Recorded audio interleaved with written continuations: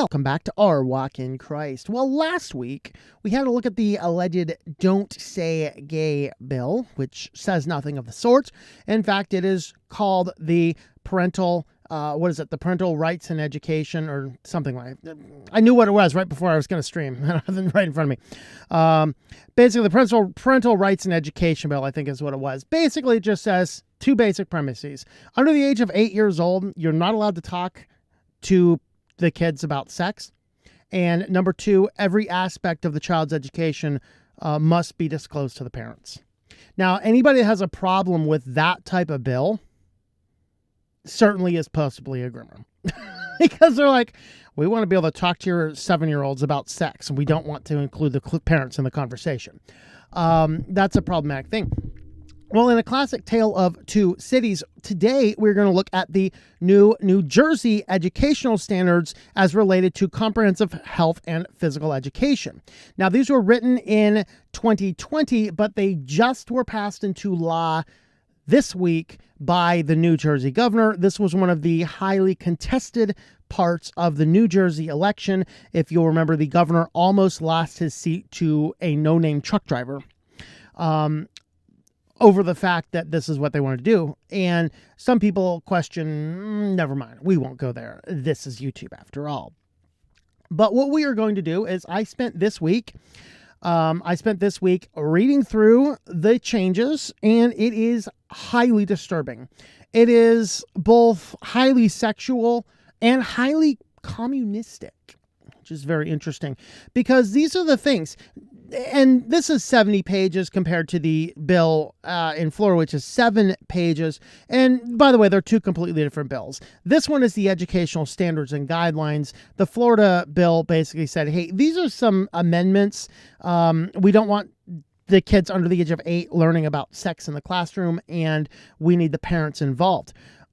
Contrary to that, the New Jersey new educational standards basically are forcing sexual education in the classroom, and the parents, we're not explicitly saying don't get the parents involved, but we're saying, hey, we as a school are just as good a people that you should talk to about all of your problems instead of going home to those pesky parents who might introduce bias to you.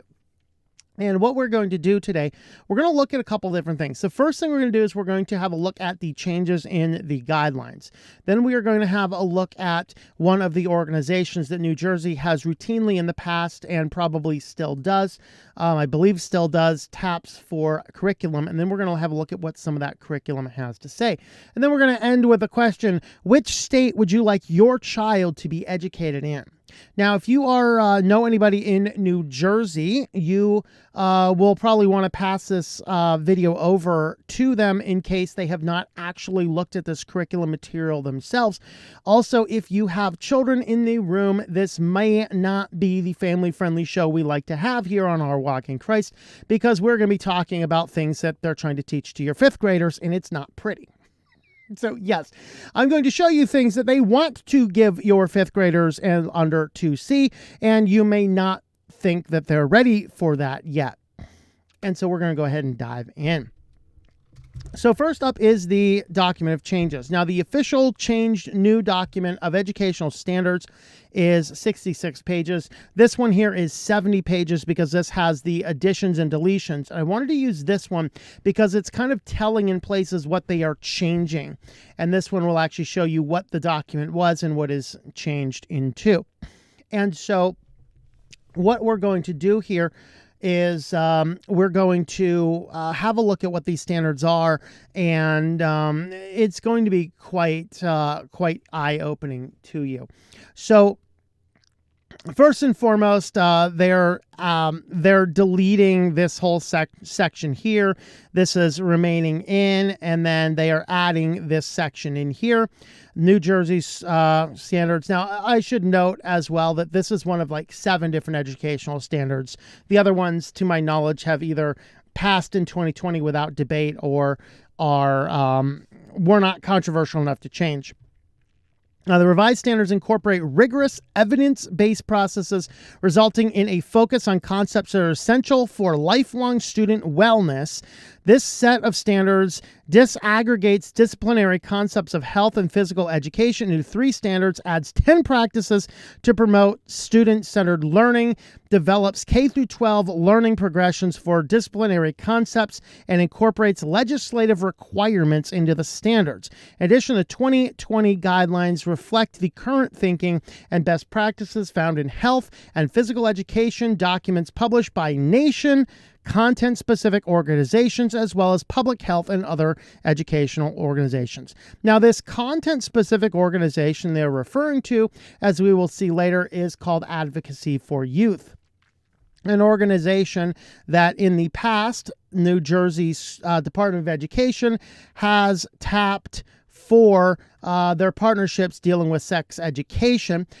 This guideline is from 2013 to 2018. I could not find evidence as if they're actually moving beyond those years, but my inclination says yes for a number of different factors.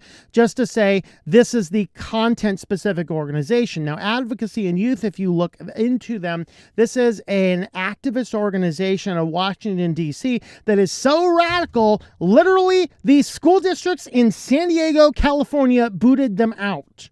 So we're talking about an advocacy group, an activist group that is so radical, Californians kicked them out. And they are helping to write the guidelines for New Jersey. So they are going to delete this portion. They're keeping this portion, and now they're adding individuals enjoy different activities and grow at different rates. By grade 5, puberty is a time of physical, social, and emotional change. By grade 8, individual actions, genetics, and family history can play a role in an individual's personal health. By the end of grade 12, decisions one makes can influence an individual's growth and development and all dimensions. This is under personal growth and development. All right. They added an entire section on pregnancy and parenting with guidelines for grade 2. Grade 2, all living things have the capacity to reproduce. I'm going to point something out. You know who does not have the capacity to reproduce? Transgender children that you have given drugs to and sterilized them. They do not have the capacity to reproduce. But moving on. By the end of grade 5, pregnancy can be achieved through a variety of methods. Awareness of the stages of pregnancy and prenatal care can contribute to a healthy pregnancy and the birth of a healthy child. There are a variety of factors that can affect social, emotional, and financial challenges that are associated with parenthood. That's by grade 8. Grade 12, we can look into those. They're removing the word people, replacing it with individuals throughout. That's interesting. But one of the things I found very interesting is that they're removing the word parent. Except for 2 instances. One is a group of people among other groups of people that all might be able to help a child with problems. The other one was teen parents. We'll get to that in a moment. So what was social health now is social and sexual health. So they've added the sexual component, of course, with added goals for grade 2. Every individual has unique skills and qualities, which can include the activities they enjoy, such as how they may dress, their mannerisms, and things they like to do. Other things have remained unchanged. By grade 5, all individuals should be welcome and included regardless of their gender, gender expression, or sexual orientation. That's grade 5. These are 10-year-olds. They've not yet hit puberty. They don't know what sex is. How are they possibly to know about their gender expression or sexual orientation, except for the fact that we have indoctrinated them? Here's one instance of the removal of the word parents or guardians. It's no longer parents or guardians. Now it's family members impact the development of their children. So we're seeing this removal of parents and guardians and inclusion of nebulous family members. Basically wording you use in a communist society. Let's see, there's some other things. What are they removing over here? Individual differences are advantageous, produce healthy social interactions in homeschool, community, and globally. They're going to delete that. That's no longer important, By the end of grade 8, there are factors contribute to making healthy decisions about sex. Okay. I want to know, what does an 8th grader know about the healthy contributions of sex? Community health and support. Individuals face a variety of situations that may result in different types of feelings, and learning how to talk about their feelings is important. Okay. Let's see. The other thing that was highlighted down here, let's see, personal safety and environments. Anytime children feel uncomfortable or in an unsafe situation, they should reach out to a trusted adult for help. Trusted adult, as we shall see, is a number of different people. One of their lesson plans even say if you have a problem with grandma kissing you, you should find to another trusted adult and say, I need to have a conversation with you, and then go and explain to this other adult that you don't want to kiss grandma. Yeah. Second graders, they're so feisty. So I want to get down into the standards down here. Okay, so these are the standards down here. And we're going to look for the word. I can never spell stereotype right, but we're going to hope we can do it. Stereotype. I can never spell stereotype. I should have looked it up for before we get in here. Let me look at the word bias is also used.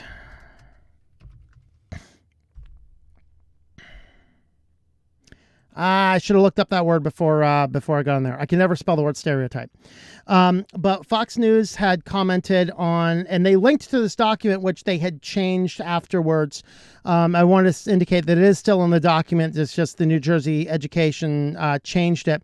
One of the guidelines for the end of age 2 is to talk about the gender stereotypes and how those can contribute to your individual gender. This is an interesting one. Determine the effectiveness of laws designed to keep children and adolescents healthy and safe. Consent, child pornography, human trafficking, parental notification, drugs. These are all things that they want to determine the effectiveness of laws, like, parental notification laws, things like that. Those pesky little things. They're all in here. You can read through all these, and they're all divided out into different grade types, age types, and things like that. And one of these, again, deals with second graders and having to make sure that your second graders can conform to the various different gender stereotypes and how the stereotypes can negatively impact their gender expression. Very interesting things. I'm just trying to see if I can scan through it. It's going to be in one of these ones over here. My apologies. I meant to sift through that earlier and find it, but alas, I have forgotten to do that. I wanted to point out that while the link on Fox News specifically was broken, it does exist. I think this is it. Advocate for schools and community policies and programs that promote dignity and respect for people of all genders, gender expressions, gender identities, and sexual orientations.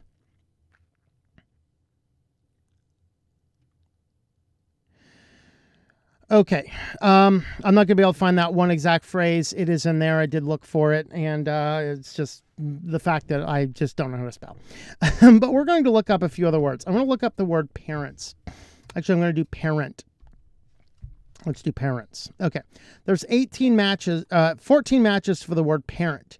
Most of them, you'll notice, are removed. They're going to remove references to parent and add family member instead. So reference 1 is this, and then of course this is replace parents and guardians with family members.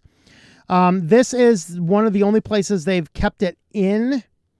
They're changing this line here. Many types of treatment facilities for a person receive help and recovery. Students should know how to see and where to go for resources in the school and community. In other words, teachers, coaches, guidance. They're removing the word guidance counselor and making school counselor instead. SAC, school nurse, resource officer, peer leadership individual. So basically another peer who is a quote-unquote leader over you. Mental health specialist, a parent, and or social workers. And so that's one of the only cases where they kept the word parent in the document. This is another one, basically the same thing. Bullying and prevention programs. This is just wording from an existing law. Explain the way parents may care for their offspring. This is an interesting way. I have no idea what they mean by this. This is one of the core ideas, pregnancy and parenting. And this is by the end of grade 2. Explain the ways in which parents may care for their offspring, e.g. animals, people, fish. If you can explain what in the world they're talking about, I would really like to know. All right, somebody's telling me in the comments here how to spell stereotype. Thank you very much. All right. So describe gender role stereotypes and their potential impact on self and others. And this is the one that was specifically quoted. Discuss the range of ways people express their gender and how gender role stereotypes may limit their behavior. This is under the guidance right next to the fish one here. By the end of grade 2, you're supposed to understand stereotypes and how they may limit your gender role expression. Thank you, chat, for bringing my attention to the proper way to spell stereotype, because I just can't spell. All right. Let's go back to these again. Let's find our fish reference, which is weird and nebulous. Okay. This is another parents and guardians is removed, replaced with family members. Parents and guardians removed, replaced with family members. Predict challenges that may be faced by adolescent parents and their families. So one of the references to parents, it remains.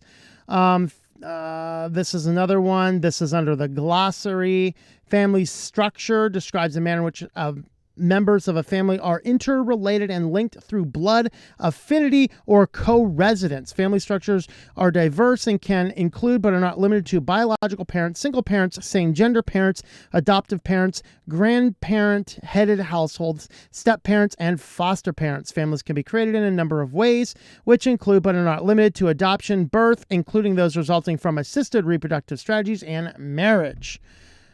So these are some of the things that they have in here. Let's talk about, let's look for the transgender. There are 16 matches to transgender in the laws. You can see that they're working with the equity task forces.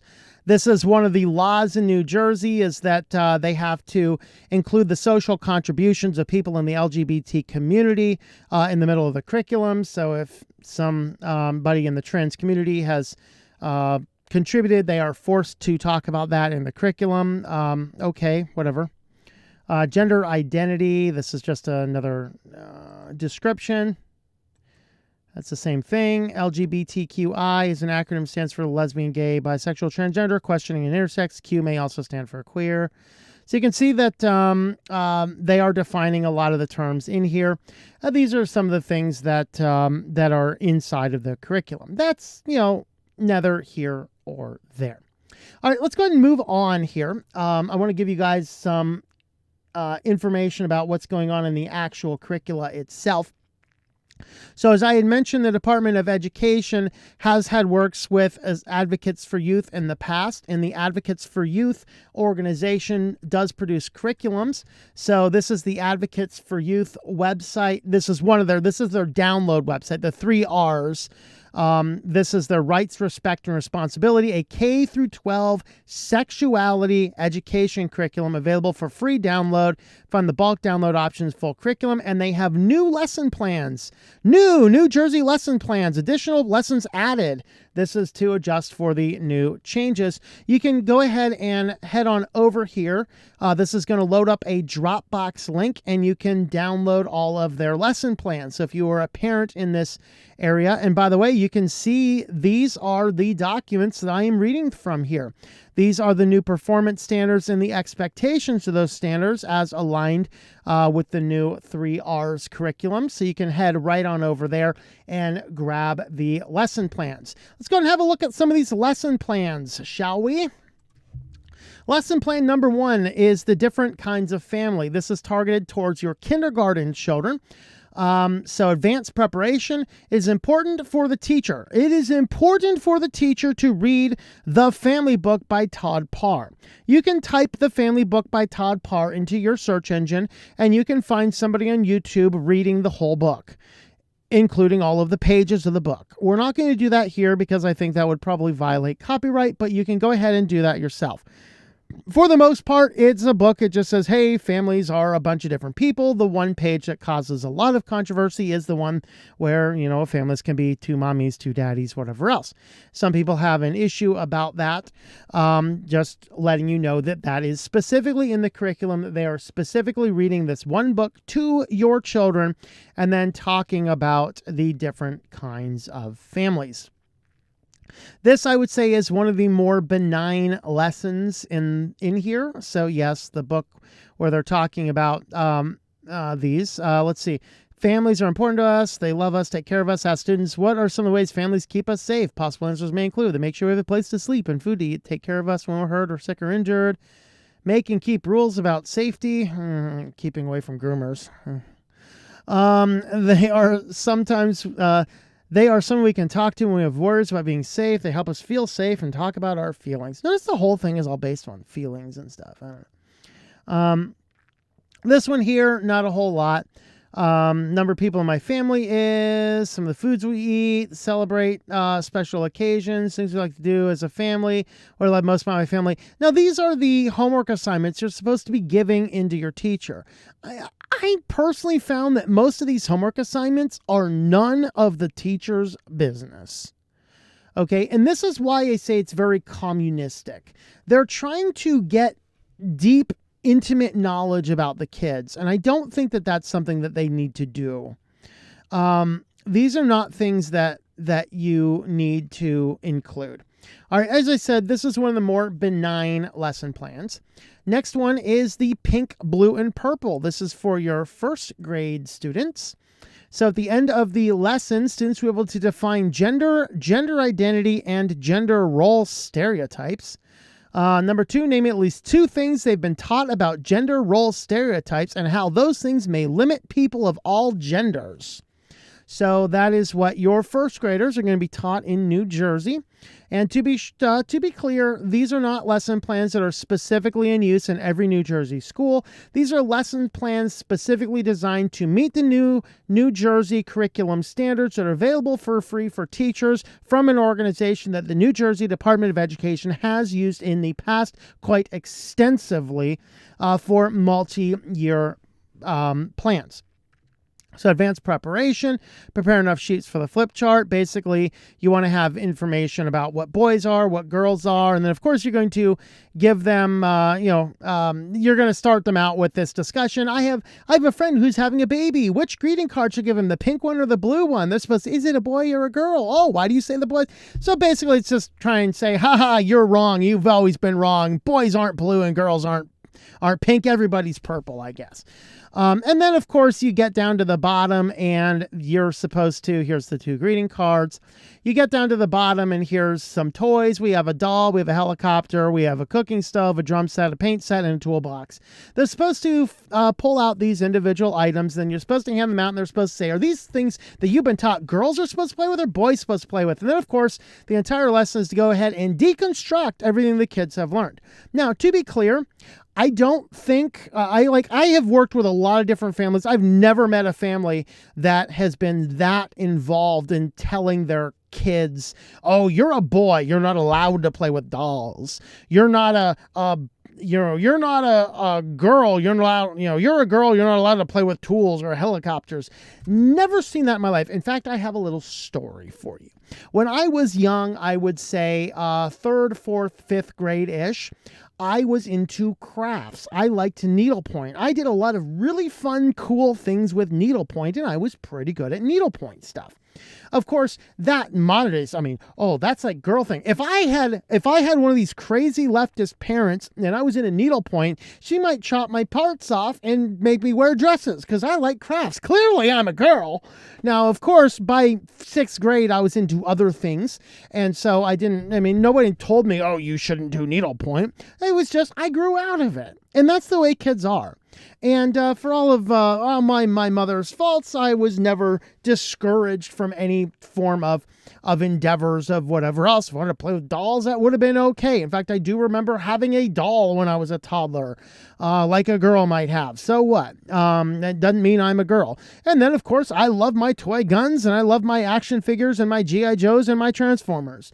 Very clearly boy toys. In fact, if I have a look at the YouTube channel statistics on my technology channel all about computers, shock of all shocks, 99% of my viewer base is men. Because men are more interested in computers. Now, I didn't say you're a woman, you're not allowed to watch this. It's just that men are more into computers, they're more into cars, they're more into tools, they're more into these types of things. Girls tend to be more into jewelry, they tend to be more into crafts. Nobody told them to be that way. It's just men are from Mars and women are from Venus, and they just behave in different ways. But back to our lesson plan, of course.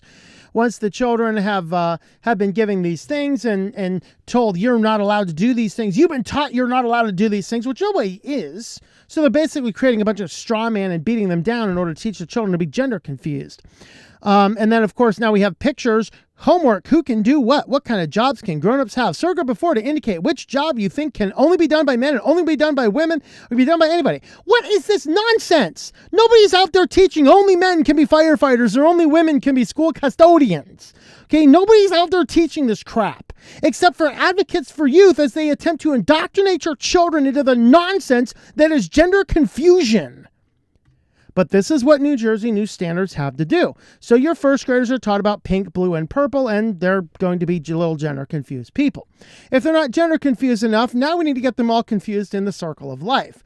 Because for your first graders, once again, now in your first grader lessons, you need to talk about who can have babies. So advanced preparation, print out the document. Can this make babies? Make sure the projector stand or smart board is working and connected to the technology, whatever. Print out the yes and no signs and tear off enough small piece of paper. Have them ready. All right. So by the end of the lesson, students will be able to correctly define the term reproduction. So your first graders will know what reproduction is, and they'll correctly know about things that can and cannot reproduce. All right. And so let's get in here. Someone says, when someone has a baby, that's called reproduction. Let's look at this. Just through the workshop, can this make babies? Basically, giving them animate objects, inanimate objects, and asking them to have a question. Oh, looks like my light behind me went out. But that's okay because you can't see me anyway. So here you go. Can people make babies? Once again, I'm going to point out, after you have castrated the little boys and given testosterone to the little girls, no, they can no longer make babies. But when left in their natural habitat and in their natural course of action, yes, people can make babies. Cars cannot, unless, of course, you're in the Cars universe, then maybe. I don't know. How do they happen? Sure, shoes cannot. We wish our pizzas could make babies. That'd be awesome to have like a pizza reproduction plant. Elephants, of course, can. And grass, yes or no? Bonus question. Yes, it can.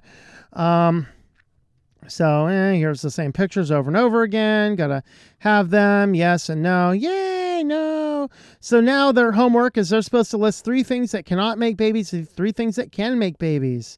And then, of course, the parent or caregiver can say, hey, we did this together. Yay.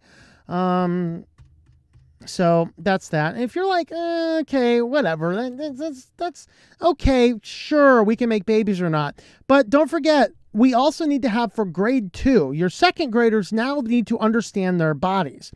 I really love the mental gymnastics that starts this. A note on language. Let's read the mental gymnastics here. You'll notice this lesson refers to girls and boys when identifying body parts. The use of a binary construct of gender, such as using gender boys and girls rather than the more articulate biological sex males and females, is purposeful given the developmental stage of the students. Lessons in higher grades use the more precise language to begin to introduce a broader concept of gender. This lesson does, however, acknowledge that there are some body parts that mostly just girls have and some body parts that mostly just boys have. Being a boy or a girl doesn't have to mean you have those parts, but for most people, this is how their bodies are, and most people have a vulva and vagina or a penis and testicles, and some people's bodies can be different. Your body's exactly what is right for you. Talk about mental gymnastics. That's a 3-ring circus. All right, so advanced lesson preparation, make sure you have your Venn diagrams, blah, blah, blah. At the end of the lesson, the students will be able to correctly identify at least 4 body parts of the female genitals, and you're going to identify at least 4 body parts of the male genitals, and describe why it's important for your second graders to know the correct names for the genitals. Okay, today we're going to talk about our bodies, including all the common parts, and of course, students' answers might include most everyone has arms, legs, feet, head, mouth. Some students may mention everyone has 2 arms, whatever, blah, blah, blah. Of course, not every squirrel has a tail because it's been cut off by a by a trap. All right, but we're going to get down into this, and this is the teacher's resource. Up to the teacher to determine the amount of detail and information to share with students that are age appropriate. I will remind you this lesson plan is for second graders. This sheet is not to be distributed to the teachers, or not to be distributed to the students, but it's used to the teachers. But regardless, in the lesson plan, you are going to talk about the different things. Let's see. Let's up here. Let's play the third slide. Telling you need to review the names of the body parts. Okay, hold on. Okay, these parts mostly just girls have, and some parts mostly just boys have. The body parts, which usually covered by clothing or a bathing suit, are sometimes called private parts or genitals. And today we want to make sure everyone knows the correct names for these parts and who has what body parts. Okay, direct students to the PowerPoint where you have displayed the male body and the female body with the bathing suit diagram. Explained during the summer, people go swimming, usually wear bathing suits, blah, blah, blah. The next slide point out the following. Most girls have the vulva, the name for the area between the legs. Vulva is described as a hole, including the area where a hole of urine comes out. And then the urethra, and then they're talking about the anus. They're talking about the clitoris. Do we need to talk to second graders about clitorises? Okay. And that's really part of the problem here. So definitely over-sexual for the age of them. Of course, there's no homework. We just don't want the parents to know what we've been teaching you today. The next one, I just want to point this one out. Feeling safe. For the most part, an okay lesson. This is for your third graders. So your third graders. Sorry about that. Let's try that again. There you go. Your third graders down here. And these ones are going to talk about your personal boundaries and what to do. This is the lesson where, if you don't want to kiss grandma, then you have to go and talk to somebody else and explain to them why you don't want to kiss grandma. No, sorry, most third graders just, run away or say, ew, don't do that, grandma, but that's what it's about. What I wanted to point out in this one is the homework, and it's the worksheet. Homework, here it is. Okay. How the students write on a piece of paper or put in their journals using journals the sentence stem. If I need to talk to an adult for help, I'd ask, and then complete that statement with a minimum of 2 sentences about who they'd go to and why. In my personal assessment, this is none of the teacher's business. The teacher does not need to know who the kid is going to go to and why. This is between the parents and the children. And this is another example of why I think this is a communistic plan. It's very much like, no, we don't really want to have that type of information. So I want to talk about this one. Now, it gets really disturbing when we get into the next group. This is for your 5th graders. So, of course, when I was in 5th grade, we did what they did in 1st grade and talked about the different body parts that we have, or was that 2nd graders? But now we're actually going to be getting to the fine details about how babies are made. All right. So this is how babies are made in New Jersey. By the end of this lesson, students were able to define sexual intercourse, describe what cells are involved in human reproduction, explain at least 2 ways which pregnancy can happen that do not include sexual intercourse, because, we need to teach 5th graders about artificial insemination and whatnot. Name at least 2 reasons why someone might choose to use one of these methods.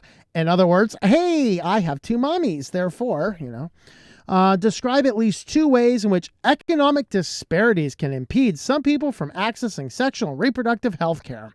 So there's your 5th graders. Now, this lesson has a very disturbing video that they want your 5th graders to watch. And this is the Amaze video. So Amaze is the YouTube channel that is connected to the Advocacy for Youth. And this channel somehow is on YouTube with 200,000 subscribers and has full comments enabled despite it being a YouTube channel with highly sexualized themes. It is very animated and it is explicitly targeted by their own documentation to 10 to 14-year-olds, yet somehow it has comments on, and it might have monetization. I don't know, since I'm running an ad blocker. But it's very interesting that they're having you, and they want you to show this video in class. I'm not going to play the whole thing for you because it's disturbing, but I'm going to show you just a couple of parts from this video.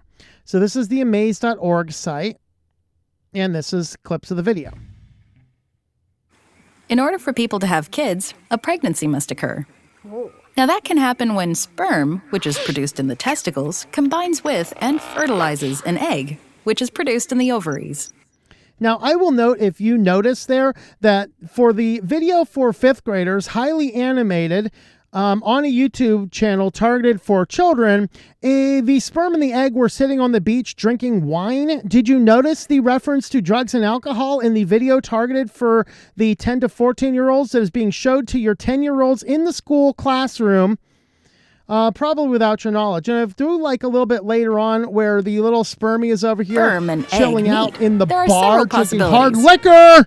Yeah, I really need a picture of a sperm, an animated picture of a sperm in a bar drinking hard liquor shown to my 5th graders in the classroom. No. Yikes. Yikes. But of course, that's what they're doing. And now we get into some of these. When an egg has sperm inside, it's been fertilized, blah, blah, blah, all these types of things. Probably too much information for a 5th grader. That's something, better for future ages. Everyone's done a great job remembering. Oh boy, did I miss something here? Draw the diagram, move it before the part. Wait. Okay. When egg has sperm inside of it, that's fertilization. Fertilized egg goes in the uterus. Okay. Break students into pairs. You have groups of 3. If you have odd number of students, explain. Every pair is going to get a worksheet with a drawing of a uterus and ovary system and 4 small paper clips, one of which has the aspect of fertilization. Start, instruct them to do 2 things. Label each part as indicated. Tape the 4 smaller pieces to the diagram where the pair thinks they should go to recreate the story of what you were just told. Go around the room, give each pair a worksheet and a small set of papers. Ask them if they can also draw the diagram. If they wish to show movement between the parts, they will begin working and come around with the tape, giving each pair 4 small pieces. Once done with that, go back to the whiteboard and draw a clean uterus, vagina, or ovary system like that in the worksheet. Move around, guide the timing, giving a warning for a stop. Wow. Okay. Everyone's done a great job remembering how to get the sperm inside the uterus to create the pregnancy. The video I saw at the beginning of the lesson said there were 3 ways this can happen. Who remembers what they were? Of course, probe for this, artificial insemination, or in vitro fertilization. Note to teacher, if students say having sex, be sure to use the language above to specify penis, vagina, sexual intercourse to avoid confusion, since there are different kinds of sex. We need our 5th graders thinking about the different kinds of sex people can have. That's right. Artificial or alternative insemination is when healthcare professionals help someone pregnant who become pregnant without them having this. Why different sex couples? Okay, so there's these. Of course, one of them down here is if a lesbian couple or a couple with both partners have a uterus, want to have a baby, and one partner wishes to become pregnant. There's our reasons. So we have to introduce that concept to 5th graders as well. Here is the resources that we have. And then their exit slip.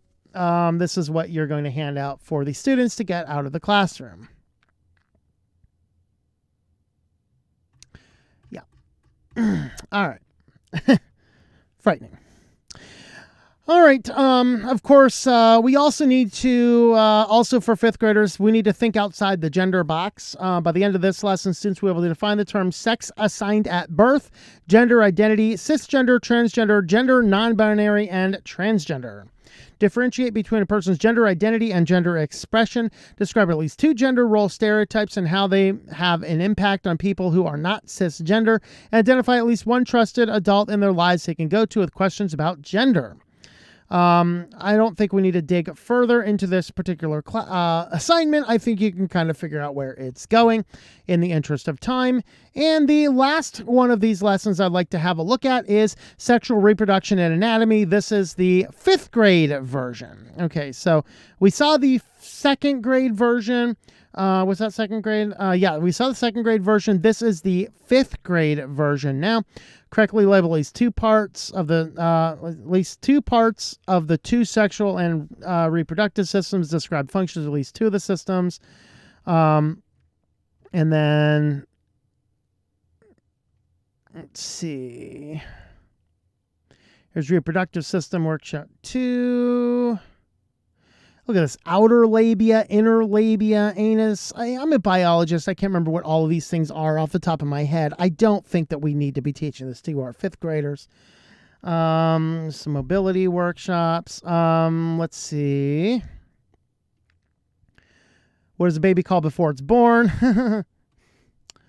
Fetus. What part of the fetus grows? Where the eggs go? Okay. So you have all those. No homework, of course, but here is the handouts that you give to your fifth graders. These are 10-year-olds. 10-year-olds. And then this was a really interesting one. So they really want to push you to the amaze.org website. So the teacher's supposed to print this out and give each one of the students one of these little squares so that they can go home and look at this website themselves. This is amaze.org/question topic equals puberty. That is this topic here. You can get to by going to the Amaze site and just clicking on the puberty button. So this is what they're giving your 10-year-olds as you walk out of the classroom. How the boner grows. All about getting your period. Masturbation, totally normal. Menstruation, what to expect. Anatomy, assigned sex at birth. Period symptoms, self-care. Sad and happy feelings. Virginity, bodies, different shapes and sizes, all beautiful. What is social anxiety? Female, yeah. Anatomy, assigned at birth. Yeah.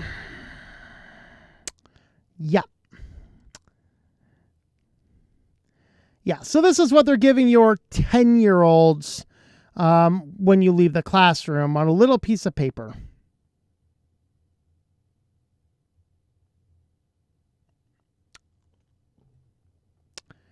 Boobs and more. Okay. All right.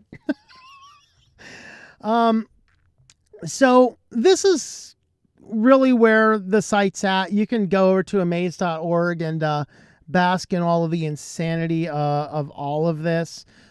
Just to go to the YouTube channel specifically, yeah, we're going to go to the external site, which is youtube.com. Now, this is 219 subscribers. And remember YouTube, remember ElsaGate, guys? ElsaGate was a thing that if a channel was targeted towards kids, default comments are turned off. The videos on this channel are all enabled. Clearly, it is highly sexual in nature, written in colorful animation, and explicitly by their own website targeted to kids 10 to 14 years of age. And you can kind of see what they're doing. Why would someone wear a chest binder? Trans Day of Visibility, HIV and health disparities. Can you break up, still be friends? Does that count? So there's a lot of very, very questionable things. And I will note again, comments fully enabled, seems to be fully endorsed by them. And this is what their stuff is about. So you can head on over there and see what they're up to. That is what New Jersey's up to. That is disturbing stuff. That is scary stuff. That is frightening stuff. What do we have to say about Christian ideas here? I don't have a ton of verses here. I don't really think we need to go to the Bible to talk about what's wrong. Any rational human being who is even a total atheist should be having a problem with the curriculum we just saw. Everything we saw was for 10-year-olds and under. This is what New Jersey's doing. This is what you guys in New Jersey passed. This is about bringing children into the world of the state, not respecting the nuclear family, not respecting the role of parents, not respecting appropriate things. This curriculum is so radical, Californian cities have kicked it out. It's kind of crazy. We're like, when you're like, you're too radical for us.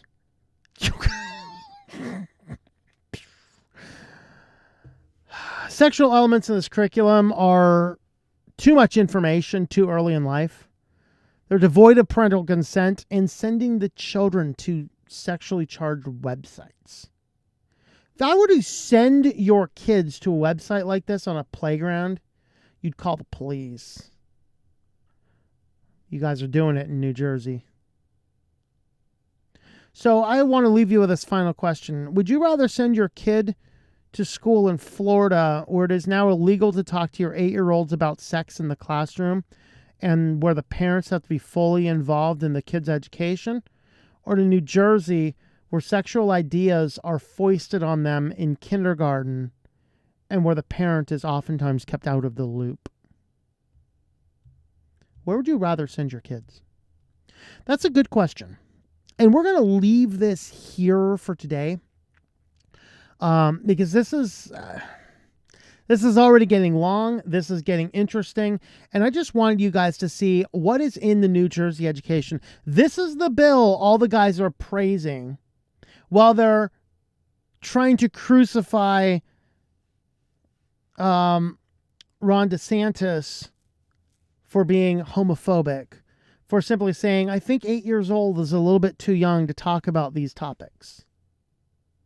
Where would you send your kid?